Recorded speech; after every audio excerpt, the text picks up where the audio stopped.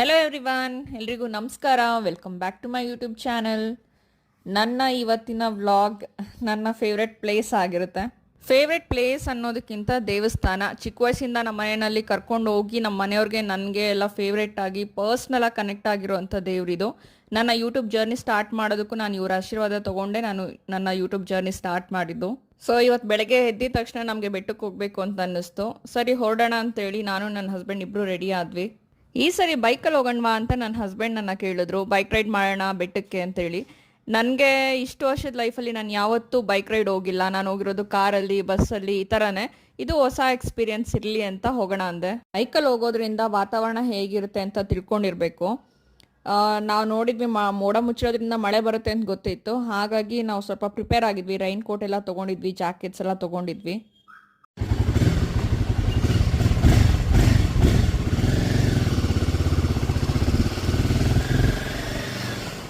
As usual ನಮ್ಮದು sudden plan ಆಗಿರುತ್ತೆ ಯಾವಾಗಲೂ. ಇದು ಅಷ್ಟೇ, ಬೆಳಗ್ಗೆ ಎದ್ಮೇಲೆ ನಾವು ಡಿಸೈಡ್ ಆಗಿದ್ದು ಮಾದೇಶ್ವರ ಬೆಟ್ಟಕ್ಕೆ ಹೋಗೋಣ ಅಂತೇಳಿ. ಹಾಗಾಗಿ ನಾವು ಮನೆ ಬಿಡೋಷ್ಟರಲ್ಲಿ 10-15 ಈ ಥರ ಆಗಿಬಿಟ್ಟಿತ್ತು. ಯಾಕೆ ಅಂದರೆ ನಾವು ಪ್ರತಿ ಸರಿನೂ ಅಂದರೆ ಒಂದು ವರ್ಷದಿಂದ ಈಚೆಗೆ ನಾವು 1 ಮಂತ್ ಇಲ್ಲ 2 ಮಂತ್ಗಾದರೂ ನಾವು ಬೆಟ್ಟಕ್ಕೆ ಹೋಗ್ಬಿಟ್ಟು ಬರ್ತೀವಿ. ಯಾವಾಗಲೂ ಆಫ್ಟರ್ನೂನ್ ಬಿಟ್ಟು ನೈಟ್ 8 o'clock, 8:30 ಇಲ್ಲ 9 o'clock ಇಲ್ಲ ಅಂದರೆ ದೇವಸ್ಥಾನ ಮುಚ್ಚೋ ಟೈಮ್ಗೆ ನಾವು ದೇವಸ್ಥಾನಕ್ಕೆ ಹೋಗ್ತಾ ಇದ್ದಿದ್ದು. ಹೋಗ್ಬಿಟ್ಟು ದರ್ಶನ ಮಾಡಿಬಿಟ್ಟು ಪ್ರಸಾದ ತಿಂದ್ಬಿಟ್ಟು ರಿಟರ್ನ್ ಆಗ್ತಿದ್ವಿ ಬ್ಯಾಂಗ್ಳೂರ್ಗೆ. ಬಟ್ ಆದರೆ ನನ್ನ ಹಸ್ಬೆಂಡು ಈ ಸರಿ ಬೇಡ, ಬೆಳಗ್ಗೆನೇ ಬಿಡೋಣ, ಆಫ್ಟರ್ನೂನ್ ಹಂಗೆ ರೀಚ್ ಆಗ್ತೀವಿ, ಮಾದೇಶ್ವರ ಬೆಟ್ಟ ಮತ್ತು ಮಠ ಎಲ್ಲನೂ ನೋಡಿಕೊಂಡು ಒಂದಿನ ಫುಲ್ ಅಲ್ಲಿ ಸ್ಪೆಂಡ್ ಮಾಡಿ ಬರೋಣ ಅಂತ ಡಿಸೈಡ್ ಆದ್ವಿ. ಮಾರ್ನಿಂಗ್ ಎದ್ದು ಫ್ರೆಶ್ ಅಪ್ ಆಗಿ ಪೂಜೆ ಮಾಡಿ ಮನೆ ಬಿಟ್ಬಿಟ್ಟಿದ್ವಿ, ಬ್ರೇಕ್ಫಾಸ್ಟ್ ಮಾಡಿರಲಿಲ್ಲ. So on the way breakfast ಮಾಡಿ ನಾವು ಜರ್ನಿ ಸ್ಟಾರ್ಟ್ ಮಾಡಿದ್ವಿ ಬೆಟ್ಟಕ್ಕೆ. ಮಾದೇಶ್ವರ ಬೆಟ್ಟಕ್ಕೆ ಇದು ನನ್ನ ಫಸ್ಟ್ ಬೈಕ್ ರೈಡ್ ಅಂದರೆ ನಾನು ರೈಡ್ ಮಾಡ್ತಿಲ್ಲ, ನನ್ನ ಹಸ್ಬೆಂಡ್ ರೈಡ್ ಮಾಡ್ತಿರೋದು. ಅಂದರೆ ಫಸ್ಟ್ ಬೈಕ್ ಎಕ್ಸ್ಪೀರಿಯನ್ಸ್ ಅಂತ ಹೇಳ್ಬೋದು.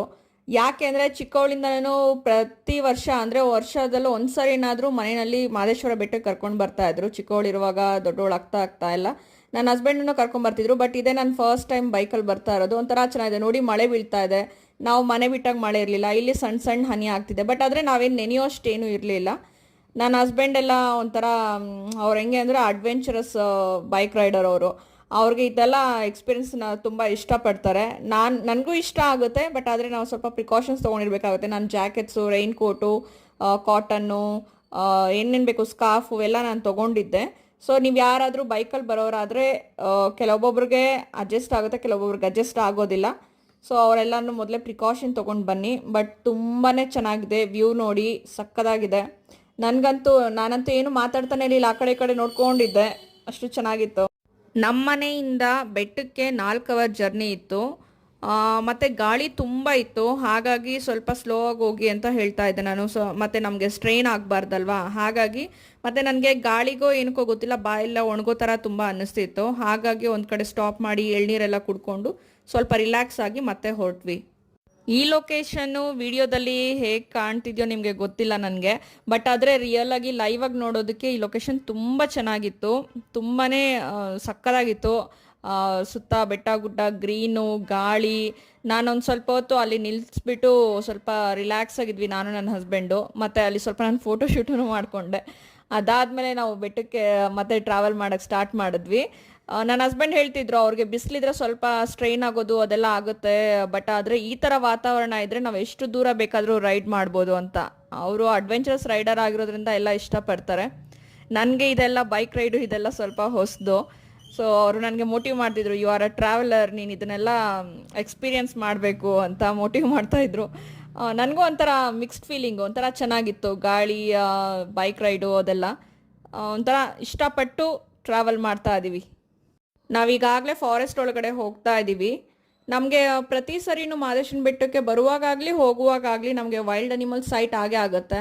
ಲಾಸ್ಟ್ ಟೈಮ್ ನಮಗೆ ಜಿಂಕೆಗಳಾಗಿದ್ವು, ಒಂದು 7-8 ಜಿಂಕೆಗಳಿದ್ವು ನೈಟ್ ಅರೌಂಡ್ 11 o'clock. ಅದಕ್ಕೆ ಲಾಸ್ಟ್ ಟೈಮು ನಮಗೆ ಆನೆಗಳ ಸೈಟ್ ಆಗಿತ್ತು ಇದೇ ಒಂದು ಫಾರೆಸ್ಟ್ ಒಳಗಡೆ.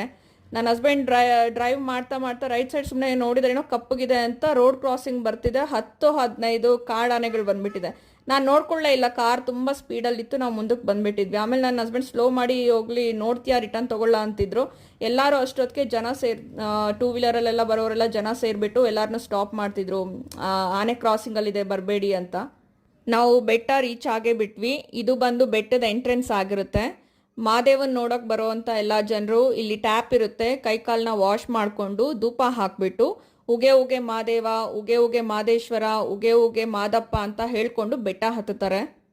ಕೈಕಾಲು ವಾಶ್ ಮಾಡ್ತಿದ್ದಂಗೆ ಅಲ್ಲೆಲ್ಲ ಧೂಪ ಇಟ್ಕೊಂಡು ಜನ ನಿಂತಿರ್ತಾರೆ, ಅಥವಾ ವಿಭೂತಿ ಹಚ್ತೀನಿ ಅಂತ ನಿಂತಿರ್ತಾರೆ. ಅಂದರೆ ಧೂಪ ತೊಗೊಂಡ್ರೆ 10 ರೂಪಾಯಿ, ವಿಭೂತಿ ಹಚ್ಚಿಸ್ಕೊಂಡ್ರೆ 10 ರೂಪಾಯಿ ಕೊಡ್ತಾರೆ ಅಂತ. ಆದರೆ ನಾನು ಚಿಕ್ಕವಳಿಂದನೂ ನಮ್ಮ ಮನೆಯಲ್ಲಿ ನಮ್ಮ ಪೇರೆಂಟ್ಸ್ ಅವರು ಯಾರೂ ನಮಗೆ ವಿಭೂತಿ ಹಿಡ್ಸ್ಕೊಳ್ಳೋದಾಗಲಿ ಧೂಪ ಹಾಕೋದಾಗಲಿ ಕಲ್ಚರ್ ಏನೂ ಹೇಳ್ಕೊಟ್ಟಿಲ್ಲ. ಯಾಕಂದರೆ ಬೆಟ್ಟ ಹತ್ತಿಯಲ್ಲಿ ಮಾದೇಶ್ವರ ನೋಡೋಕೆ ಹೋಗುವಾಗ ದೇವಸ್ಥಾನದೊಳಗಡೆ ವಿಭೂತಿ ಹಚ್ಚಿಸ್ತಾರೆ, ಅದನ್ನು ಮಾತ್ರ ನಮ್ಮ ಮನೆಯವ್ರು ನಂಬ್ತಾರೆ. ನಾನು ಅದೇ ಫಾಲೋ ಮಾಡ್ತೀನಿ.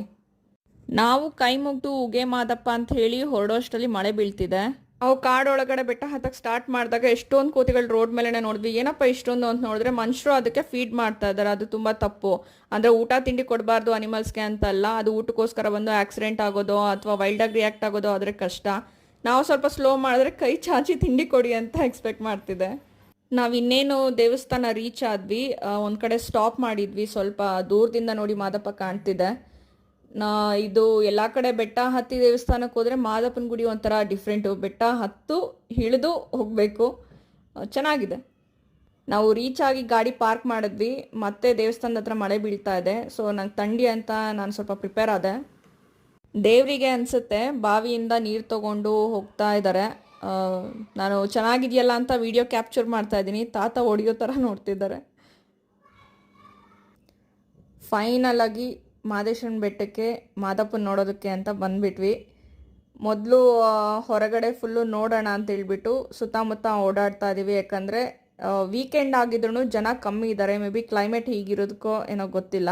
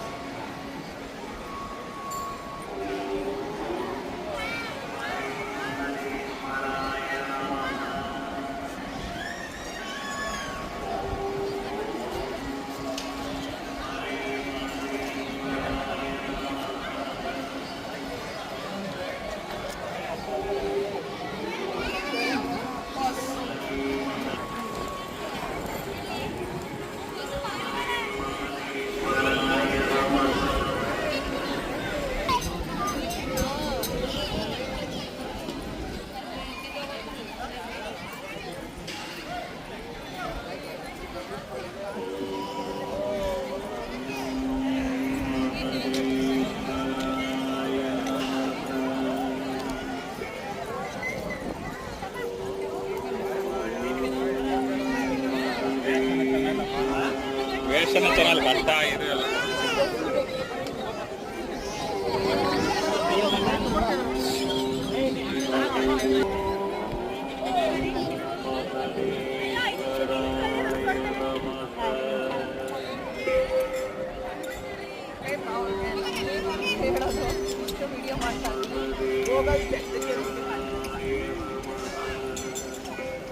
ನೋಡಿ ಚಿಕ್ಕ ಚಿಕ್ಕ ಮಾದೇಶ್ವರಗಳನ್ನ.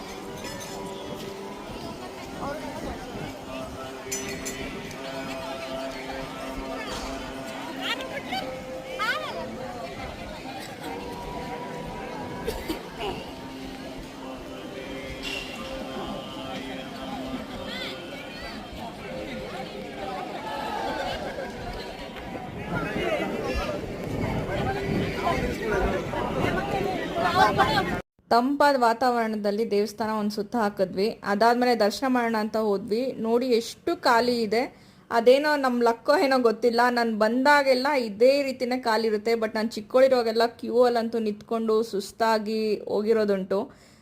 ನನ್ನ ಲಕ್ ಅನ್ಕೊಳ್ತೀನಿ. ನಿಜ ತುಂಬ ಖಾಲಿ ಇತ್ತು. ಕ್ಯೂ ನಿಂತ್ಕೊಂಡು ಎಷ್ಟೋ ಕಿಲೋಮೀಟರ್ ದೂರಗಳಿಂದ ಕಷ್ಟಪಟ್ಕೊಂಡು ಜನ ಬಂದಿರ್ತಾರೆ ದೇವ್ರನ್ನ ದರ್ಶನ ಮಾಡೋದಕ್ಕೆ. 1-2 ನಿಮಿಷ ದೇವ್ರನ್ನ ನೋಡಿ ಕೈ ಮುಗಿಯೋಕ್ಕೂ ಬಿಡೋದಿಲ್ಲ. ಮೂವ್ ಆಗಿ ಅಂತಿರ್ತಾರೆ, ಇಲ್ಲ ಇಡುತ್ತಾ ಅಳ್ತಿರ್ತಾರೆ, ಏನಾದರೂ ಒಂದು ಆಗ್ತಿರುತ್ತೆ. ನಿಜವಾಗ್ಲೂ ನಂದು ಯಾವ ಜನ್ಮದ ಪುಣ್ಯನೋ ಏನೋ ಗೊತ್ತಿಲ್ಲ. ನಾನು ಬಂದಾಗೆಲ್ಲನೂ ಒಂದಲ್ಲ ಒಂದು ಕಾರಣದಿಂದ ಗರ್ಭದ ಗುಡಿ ಮುಂದೆನೇ ಸ್ಟ್ರಕ್ ಆಗಿ 30-40 ನಿಮಿಷ ಟೈಮ್ ಸ್ಪೆಂಡ್ ಮಾಡ್ತೀನಿ. ಅವರು ಹೂವನೂ ಕೊಡ್ತಾರೆ, ತೀರ್ಥನೂ ಕೊಡ್ತಾರೆ. ಪೂಜಾರಿಗಳ ಹತ್ರ ಮಾತಾಡ್ಕೊಂಡು ನಿಂತ್ಕೊಂಡಿದ್ದೀನಿ. ಇಂಥ ಒಂದು ಭಾಗ್ಯ ಕೊಟ್ಟಿದ್ದಾರೆ ದೇವ್ರು ನನಗೆ. ಒಳಗಡೆ ವಿಡಿಯೋ ಮಾಡ್ಕೊಳ್ಳೋ ಹಾಗಿಲ್ಲ ಅಂತ ಪೂಜಾರಿಗಳು ಹೇಳಿದರು. ಹಾಗಾಗಿ ನಾನು ವಿಡಿಯೋ ಮಾಡಲಿಲ್ಲ. ನಾನು ಯಾವುದೇ ರೀತಿ ಆ ಥರ ಎಗನೆಸ್ಟಾಗಿ ಹೋಗೋದಿಲ್ಲ.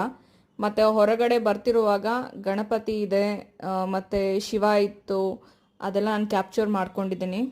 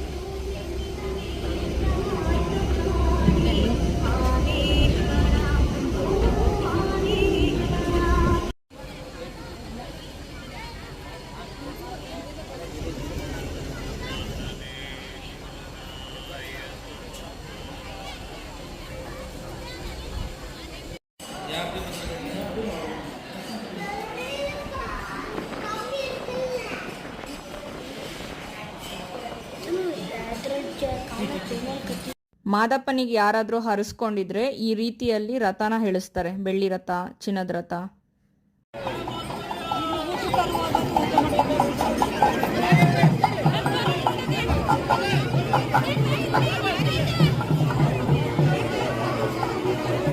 ಈಗಿಷ್ಟನ್ನು ನಾವೇನು ನೋಡಿದ್ವಿ ಅದೆಲ್ಲನೂ ಮಾದೇಶ್ವರನ ಬೆಟ್ಟದ ಹತ್ರ ನಡೆಯುವಂಥದ್ದು. ಮಾದಪ್ಪನ ದೇವಸ್ಥಾನ, ಬಸವಣ್ಣ, ಆನೆ ಆಗಿರ್ಬೋದು, ದೇವರಾಗೆ ಹರಿಸ್ಕೊಂಡು ಬೆಳ್ಳಿ ರಥ, ಚಿನ್ನದ ರಥ, ಹುಲಿರಾಯನ ರಥನೆಲ್ಲ ಹೇಳಿಸೋದು, ಮತ್ತು ಮಾದೇಶ್ವರನ ಹೆಸರಲ್ಲಿ ಜಾನಪದ ಶೈಲಿಯಲ್ಲಿ ಹಾಡನ್ನ ಕೂಡಿಸಿ ಹಾಡು ಹಾಡೋದು, ಡಾನ್ಸ್ ಮಾಡೋದು, ಕೆಲವೊಬ್ಬರು ಭಿಕ್ಷಾಟನೆನೂ ಬಿಡ್ತಾರೆ. ಅದು ಎಲ್ಲನೂ ಅಲ್ಲಿ ಮಾದೇಶ್ವರನ ದೇವಸ್ಥಾನದ ಹತ್ರ ನಡೆಯೋದು. ಅದೆಲ್ಲ ನೋಡಿದಾದ್ಮೇಲೆ ನಾವು ಬಂದಿದ್ದು ಸಾಲೂರು ಮಠಕ್ಕೆ. ಈ ಸಾಲೂರು ಮಠದಲ್ಲಿ ಮಾದಪ್ಪ ಇದ್ರಂತೆ. ಇಲ್ಲಿ ಇದ್ದು ಅವರು ತುಂಬ ಪವಾಡಗಳು ಮಾಡಿದ್ದಾರೆ. ನಾನು ಒಂದು 5 ವರ್ಷದ ಹಿಂದೆ ಈ ಮಠಕ್ಕೆ ಬಂದಿದ್ದು. ಎಂಟ್ರೆನ್ಸ್ ಬಂದು ರೈಟ್ ಸೈಡಲ್ಲಿತ್ತು. ಡೋರು ಚಿಕ್ಕ ಡೋರ್ ಅಂದರೆ ಒಂದು ಮೀಡಿಯಮ್ ಸೈಜ್ ಡೋರ್ ಥರ ಇತ್ತು. ಡೈರೆಕ್ಟ್ ಮಠಕ್ಕೆ ಎಂಟರ್ ಆಗೋ ಥರ ಇತ್ತು. ಇದು ಲೆಫ್ಟಲ್ಲಿ ಈಗ ಸ್ವಲ್ಪ ಚೇಂಜಸ್ ಮಾಡಿಬಿಟ್ಟಿದ್ದಾರೆ. ನಾನು ಇದು ಒಳಗಡೆ ಹೋಗ್ಬೇಕಾದ್ರೆ ನಂಗೆ ಸ್ವಲ್ಪ ಡೌಟ್ ಆಗ್ತಾಯಿತ್ತು, ಏನು ಮಠ ಏನಾದರೂ ಕ್ಲೋಸ್ ಮಾಡಿಬಿಟ್ರಾ? ಯಾಕಂದರೆ ನಾನು ಬಂದು ಒಂದು 5 ಇಯರ್ಸ್ ಮೇಲೆ ಆಗಿತ್ತು. ಏನೋ ಕ್ಲೋಸ್ ಮಾಡಿಬಿಟ್ಟಿದ್ದಾರಾ, ಮಠ ಇಲ್ವಾ ಅಂತ ಡೌಟಲ್ಲೇ ನಡ್ಕೊಂಡು ಹೋಗ್ತಾ ಇದ್ದೆ. ಅದಾದಮೇಲೆ ಶಿವ ಕಾಣಿಸ್ತು ನನಗೆ. ಮೇ ಬಿ ಏನೋ ಇದೆ, ದೇವಸ್ಥಾನ ಇರ್ಬೋದೇನೋ, ಕೈ ಮುಕ್ಕೊಂಡಾದರೂ ಹೋಗೋಣ ಅಂತ ಹೇಳ್ಬಿಟ್ಟು ಹೋಗ್ತಾ ಇದ್ದೆ. ನೋಡಿ ಇಲ್ಲೊಂದು ಪುಟ್ಟದಾಗಿ ಮಾದಪ್ಪನೂ ಕಾಣಿಸ್ತಾ ಇದೆ. ಎಷ್ಟು ಕ್ಯೂಟಾಗಿದೆ, ಗೊಂಬೆ ಥರ ಅಲ್ವಾ? ಕ್ಯೂಟಾಗಿದೆ. ದುಂಡು ಮುಖದ ಮಾದಪ್ಪ, ಗುಂಡುಗೆ ನಂಗೆ ತುಂಬ ಇಷ್ಟ ಆಯಿತು, ಕ್ಯೂಟಾಗಿದ್ದಾರೆ ಅಂತ. ಮತ್ತು ಅದಾದಮೇಲೆ ದೇವಸ್ಥಾನಕ್ಕೆ ಹೋದ್ವಿ. ಅಲ್ಲಿ ಶಿವ ಇದೆ. ಅಲ್ಲಿ ತುಂಬ ಝೂಮ್ ಹಾಕಿ ನೋಡಿದ್ರೆ ಕಾಣುತ್ತೆ ದೇವ್ರದ್ದು ಜೋಳಿಗೆ ಇದೆ ಮತ್ತು ಬೆತ್ತ ಇದೆ. ಕತ್ಲೆ ಇರೋದ್ರಿಂದ ಕಾಣ್ತಿಲ್ಲ. ಇದು ಮಠಕ್ಕೆ ಹೋಗೋ ಎಂಟ್ರಿ ಜಾಗ. ಇಲ್ಲಿ ಬಂದು ರೈಟ್ ಸೈಡ್ ನೋಡಿ, ಇಲ್ಲೇ ಮಾದಪ್ಪ ಇದ್ದಾರೆ. ಮಾದಪ್ಪ ಬಂದು ಸನ್ಯಾಸತ್ವ ತಗೊಂಡಾಗ ಅವರು ಈ ಮಠಕ್ಕೆ ಬಂದು ತುಂಬ ಪವಾಡಗಳನ್ನ ಮಾಡಿದಾರಂತೆ. ಮತ್ತು ಇನ್ನೊಂದೇನೆಂದರೆ, ಈ ಮಠಕ್ಕೆ ಎಂಟ್ರೆನ್ಸ್ ನೋಡಿ ಇದೇ ಇತ್ತು, ಇದು ಕಚೇರಿ ಇದೆ, ಅದ್ರ ಪಕ್ಕದ ಡೋರ್ ಬಂದು ಸ್ಟ್ರೈಟ್ ಎಂಟ್ರಿ ಇತ್ತು. ಈಗ ಚೇಂಜ್ ಮಾಡಿಬಿಟ್ಟಿದ್ದಾರೆ. ಮೊದಲು ದೇವ್ರ ದರ್ಶನ ಮಾಡಿಕೊಂಡು ಅದಾದಮೇಲೆ ಮಠಕ್ಕೆ ಬರೋ ರೀತಿ ಮಾಡಿದ್ದಾರೆ. ಇದು ಒಂಥರ ಚೆನ್ನಾಗಿದೆ. ಮತ್ತು ಇನ್ನೊಂದೇನೆಂದರೆ, ನಾವಿಲ್ಲಿ ಮಠಕ್ಕೆ ಎಂಟ್ರಾಗುವಾಗಲೇ ಒಂದು ಬೋರ್ಡ್ ಹಾಕಿದ್ರು, ಏನಂದರೆ ದೇವ್ರ ಗುಡ್ಡ, ದೀಕ್ಷೆ, ನಾಮಕರಣ ಅಂತೆಲ್ಲ. ಅಂದರೆ ಕೆಲವೊಬ್ಬೊಬ್ಬರು ಒಂದೊಂದು ಮಕ್ಕಳನ್ನ ಹರಿಸ್ಕೊಂಡು ಭಿಕ್ಷಾಟನೆಗೂ ಬಿಡ್ತಾರೆ. ಅದೆಲ್ಲ ಪ್ರೋಸೆಸ್ ಇಲ್ಲೇ ಮಾಡ್ತಾರೆ ಅನಿಸುತ್ತೆ. ಮತ್ತು ದೀಕ್ಷೆ ಅಂದರೆ ಲಿಂಗ ದೀಕ್ಷೆ ಕೊಡ್ತಾರೆ, ನಾಮಕರಣ ಮಾಡ್ತಾರೆ. ಹೀಗೆ ಕೆಲವೊಂದೊಂದು ಕಾರ್ಯಗಳನ್ನ ಈ ಮಠದವರು ಮಾಡ್ತಾರೆ. ಇವರು ನೋಡಿ ಮೊದಲಿದ್ದಿದ್ದ ಗುರುಗಳನ್ಸುತ್ತೆ, ಇವರು ತೀರ್ಕೊಂಡಿರ್ತಾರೆ. ಮತ್ತು ಇದೆಲ್ಲನೂ ಮಠನೇ. ಜನ ಅಷ್ಟಾಗಿ ಯಾರೂ ಇಲ್ಲ, ಯಾಕಂದರೆ ಎಲ್ಲ ದೇವಸ್ಥಾನದ ಹತ್ರ ಇರ್ತಾರಲ್ವ, ಹಾಗಾಗಿ ಇಲ್ಲಿ ಯಾರೂ ಕಾಣಿಸ್ತಾ ಇಲ್ಲ. ನೋಡಿ, ಅದು ದೇವಸ್ಥಾನನೇ. ಎಂಟ್ರಿ ಬಂದು ಆ ಕಡೆಗೆ ಮಾಡಿಬಿಟ್ಟಿದ್ದಾರೆ. ಒಳಗಡೆಯಿಂದ ಅರ್ಚಕರು, ಪೂಜಾರಿಗಳು ಹೋಗಿ ಪೂಜೆ ಮಾಡೋ ಥರ. ಇದೆಲ್ಲನೂ ಮಠ. ಮಳೆಗೋ ಏನೋ ಕರೆಂಟ್ ಇರಲಿಲ್ಲ ಇಲ್ಲಿ, ಹಾಗಾಗಿ ದಾಸೋಹ ಮಾಡೋ ಜಾಗ ಎಲ್ಲ ತೋರ್ಸೋಕ್ಕಾಗ್ತಿಲ್ಲ. ಯಾಕಂದರೆ ಅಲ್ಲಿ ತುಂಬ ಕತ್ಲೆ ಇದೆ. ಮತ್ತು ದಾಸೋಹನೂ ನಡೀತಾ ಇಲ್ಲ ಸದ್ಯಕ್ಕೆ, ಯಾಕಂದರೆ ಎಲ್ಲ ಜನನೂ ದೇವಸ್ಥಾನದ ಹತ್ರನೇ ಇದ್ದಾರೆ. ಇದು ಮಾತ್ರ ಫ್ಲ್ಯಾಶ್ ಲೈಟ್ ಆನ್ ಮಾಡಿಕೊಂಡು ಕ್ಯಾಪ್ಚರ್ ಮಾಡಿಕೊಂಡೆ. ಜಾಲಿ ಮರ ಅಂತೇಳಿ ಇಟ್ಟಿದ್ದಾರೆ. ಮತ್ತು ಇಲ್ಲಿ ಮಾದಪ್ಪ ಇರುವಾಗ ರಾಗಿ ಕಲ್ಲು ಅಂದರೆ ರಾಗಿ ಬೀಸೋ ಕಲ್ಲು ಇರುತ್ತಲ್ಲ ಅದರಲ್ಲಿ ಏನೋ ಪವಾಡ ಮಾಡಿದ್ದಾರೆ, ಅದನ್ನು ಇಲ್ಲಿ ನೆನಪಿಗೆ ಇಟ್ಟಿದ್ದಾರೆ. ಇದೇ ಅದು ರಾಗಿ ಕಲ್ಲು. ಮತ್ತು ಸುತ್ತಮುತ್ತ ಎಲ್ಲ ಸ್ವಲ್ಪ ಮಠದ ಜಾಗನೆಲ್ಲ ನೋಡಿದ್ವಿ. ನೋಡೋಷ್ಟೊತ್ತಿಗೆ ಆಲ್ರೆಡಿ 5:30 ಆಗೋಗ್ಬಿಟ್ಟಿತ್ತು. ಸೊ ಮಾದೇಶ್ವರ ಬೆಟ್ಟನೂ ಆಯಿತು ಮತ್ತು ಮಠನೂ ನೋಡಿದಾಯಿತು. ಈಗ ಬ್ಯಾಂಗ್ಳೂರ್ ಕಡೆ ಹೊರಟಿದ್ದೀವಿ. ಈ ಸರಿ ನಮ್ಗೆ ಯಾವುದೇ ಆ್ಯನಿಮಲ್ ಸೈಟ್ ಆಗಲಿಲ್ಲ, ವೈಲ್ಡ್ ಅನಿಮಲ್ ಇದೊಂದು ಕಾಣಿಸ್ತು. ಇದಿಷ್ಟು ಇವತ್ತಿನ ಬೆಟ್ಟದ ಬ್ಲಾಗ್ ಆಗಿರುತ್ತೆ. ಈ ಬ್ಲಾಗ್ ನಿಮ್ಗೆ ಇಷ್ಟ ಆಗಿದ್ದಲ್ಲಿ ಲೈಕ್ ಮಾಡಿ, ಶೇರ್ ಮಾಡಿ, ಹೊಸದಾಗಿ ಯಾರಾದರೂ ನೋಡ್ತಿದ್ರೆ ಸಬ್ಸ್ಕ್ರೈಬ್ ಮಾಡ್ಕೊಳ್ಳಿ. Thank you.